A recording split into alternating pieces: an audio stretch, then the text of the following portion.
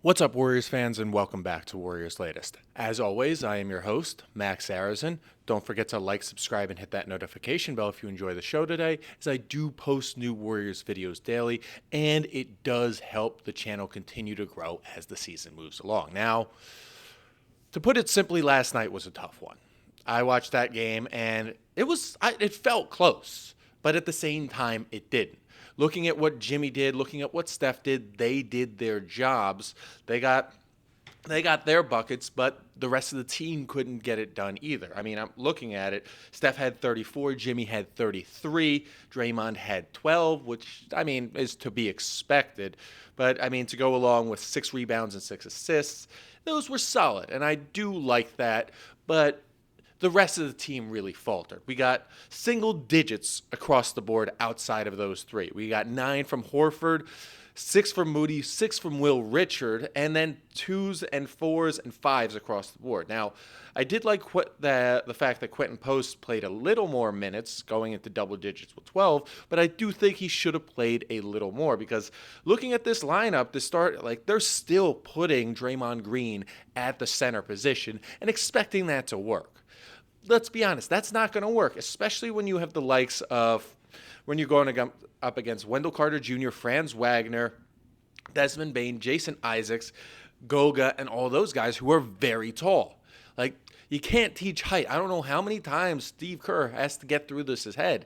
Small ball does not work in the modern NBA. And until the Warriors realize that, they can't become true contenders. Now, their biggest flaw was they didn't have that third scorer or that guy off the bench who could really just instantly give you offense, which is what they need. Because as I said, Steph and Jimmy did their jobs. They put the ball in the bucket. They did well, and they attacked the basket, shot from 3, shot well the entire time, but nobody else could get anything going.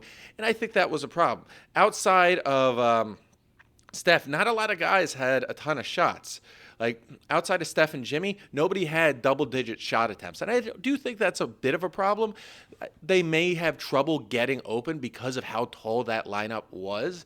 And it was just a little frustrating that they couldn't find ways to get open screens to make things happen on offense while also getting it done on defense. Now, thinking back at it, this has been a continuous problem going on since the beginning of the season, but they've always found ways to win. And looking at it, it's not like this was like a blowout game. At the end of the first quarter, it was let's go to the recap. End of the first quarter, it was only a 4-point game. End of the second quarter, 7-point game. And after that, it was pretty much 8-point game by the end of the third, and then stayed an 8-point game through the end of the fourth. They couldn't really get it going and turn it on after the second half, which they sometimes have a habit of doing. And it's just frustrating to see because teams like the Magic, they're good, but they're not that good. Like, they could get it done, but they're not at full strength. They don't have Paolo Banchero. They don't have Mo Wagner. And this is a team the Warriors should beat. So it just begs the question, who can be that third option on offense? And yes, Kuminga is out, but his inconsistencies have already started to show, and I think that's going to show him the door. Now, normally the past few games, it's been Pods who's been that spark plug off the bench, and looking at this game, he was 2 for 7 from the line, got 2 for 7 from the field, got 6 rebounds, only shot the 3 twice. I mean, if you want to have a big mouth like Pods has, and say, oh, I want to take over for Steph Curry, you got to show up in these kinds of games. Because if you don't show up in these kinds of games, you're all talk, no walk. And yes, a couple games ago, he was scoring like crazy. He was getting it done.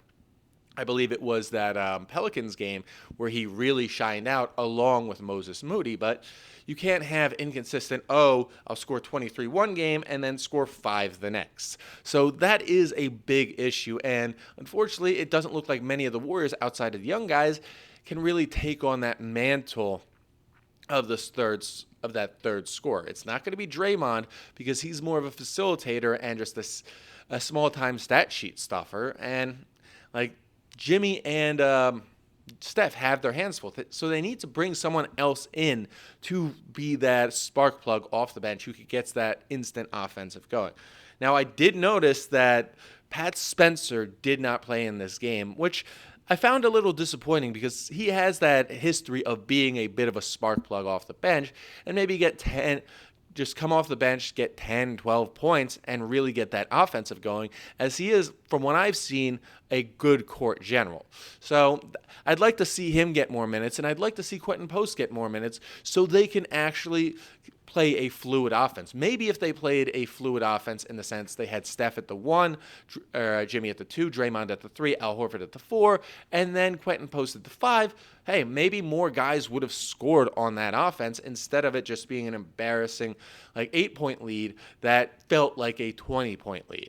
But one of the biggest things I noticed last night was the fact that the turnovers are still a problem. And it's just unnerving at this point because if you're in the top 5 of turnovers, you have to do whatever it takes to get back out of the top 5 in turnovers. Now, looking at these turnovers, look, it wasn't good. Jimmy had 3, Draymond had 3, and Steph had 5.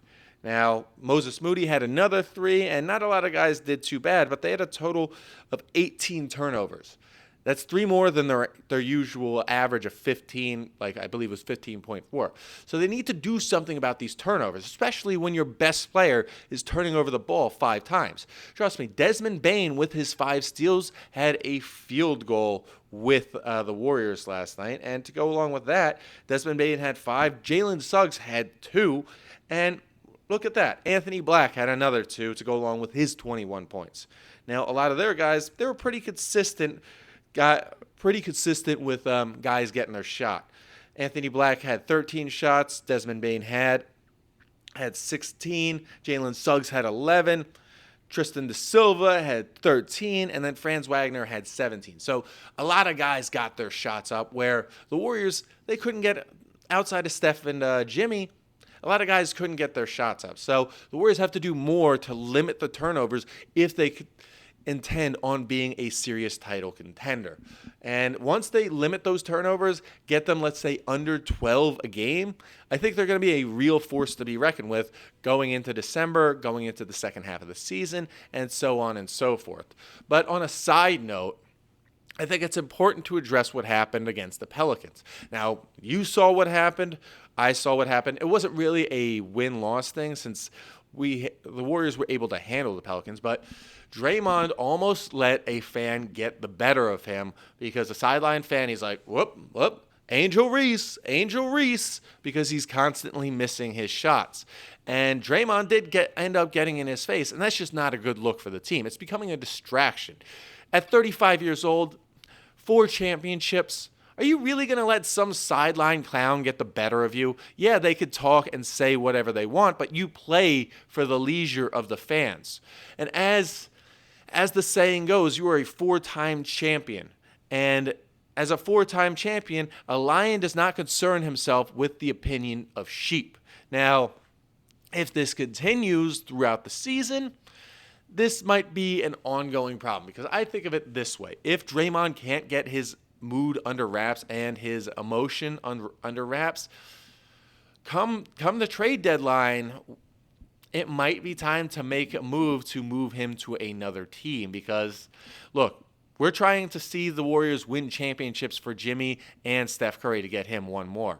And we can't have Draymond constantly being this distraction. Look, 10 years ago, when he was that Mr. Triple-Double getting 10, 10, and 10, we'll live with that. He was a menace on defense. He was constantly a top 3 defensive player of the year finisher, but that was then. Now, we can't have that. We need him to be Mr. Straight-Laced, Mr. Tough, Mr. Grind through it and get through any emotions, never letting his mood get the better of him. Because if he gets suspended for going after a fan, I don't know what's going to happen. That suspension might be a lot longer than a game or 2. That might be 10 to 15 games if it's a serious confrontation. And I would not put it past Draymond to have one of those serious confrontations with a fan, especially if they find ways to get under his skin, like calling him Angel Reese, who we know is a very dramatic member of the WNBA, but has that constant joke of missing her shots, grabbing her own rebounds, putting it up again, and then missing it again. I mean, I remember at the beginning, for the first half of the WNBA this season, the biggest prop bet on the board for the WNBA was Angel Reese missing her first shot. And I remember there was a streak of like 8 or 9 games where a guy was just constantly winning on these streaks. And it went viral on TikTok, Instagram, and then Facebook.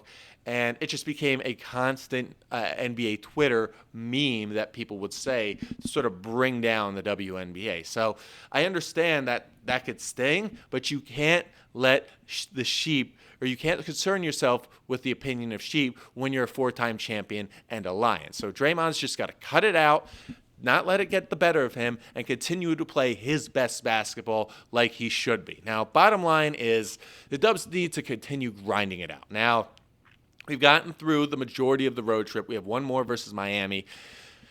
I'm not sure how they're going to do. Miami has really proven to be that team.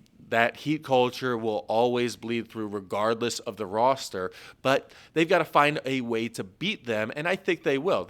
I believe this is Jimmy's first time back in Miami since the trade. I'm not 100% sure about that, but it'll be interesting to see what kind of reception he gets, and it'll be interesting to see if the Heat have extra motivation to beat the Warriors based off of the drama that Jimmy caused at the first half of last season before he was traded to the Warriors. Who knows? They might come out guns blazing and then blow up a 20-point lead to start the first half. And if you're the Warriors, you want to make sure that doesn't happen. So you got to keep on grinding, keep your head down, and attack. Because the closest thing to the Warriors, or the Warriors mentality in the NBA, is that Heat culture. The Heat are a very dangerous dark horse team, and if you underestimate them, they will come out and bite you and then eat you up hard. So let's see the Warriors keep grinding. Let's get this win against the Heat and bounce back from this just annoying loss against the Magic. Now, that's all we have today for Warriors Latest. As always, don't forget to like, subscribe, and hit that notification bell if you enjoyed the show today. And if you have any ideas, should worst-case scenario happen with Draymond and they do end up trading him, feel free to comment some trade ideas, combining them with either Kuminga, Brandon Pods, and see what you think is the best deal the Warriors can get back in exchange for those 3 or 2 of the 3, as I love hearing your ideas.